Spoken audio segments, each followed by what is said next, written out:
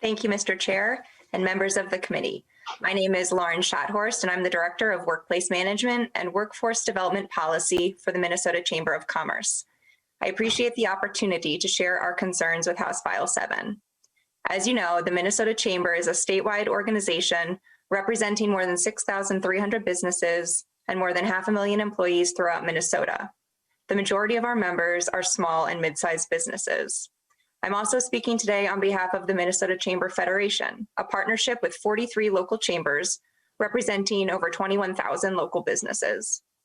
To reiterate the top message we submitted on behalf of our members in written testimony last week, Minnesota's economic recovery from the COVID-19 pandemic must be the top legislative priority for this session. Prior to the pandemic, we thought that global competition and increased mobility drove home the need for efficient tax and state-imposed operational costs in recent years.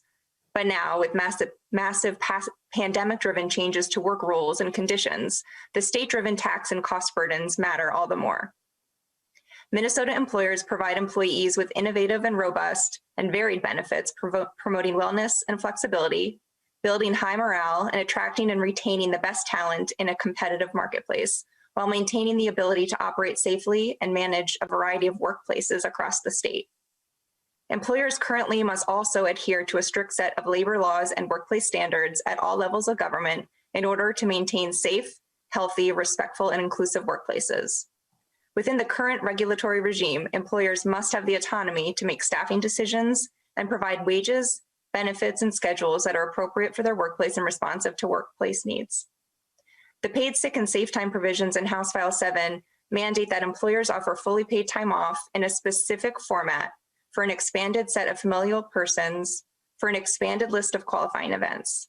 The bill requires employers to maintain specific records in a specific format or risk significant fines and liabilities. All this for a type of benefit that 2/3 of Minnesota's workforce already has access to.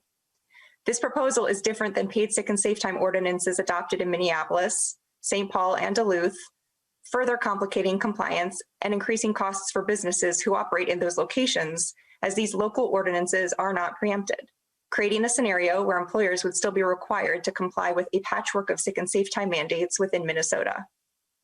Cost compliance and operational impacts of mandates, such as the one being considered today, put pressure on employers, especially small employers. Increased costs further limit the resources available for employee compensation, job growth, and expansion in Minnesota. In a time of economic recovery, the Chamber supports a do-no-harm approach that limits additional cost burdens and mandates on employers who are doing their best to keep their doors open and Minnesotans employed. Now is not the time to add to this burden. We appreciate the opportunity to share our opposition to House File 7 with the committee. Thank you, Mr. Chair.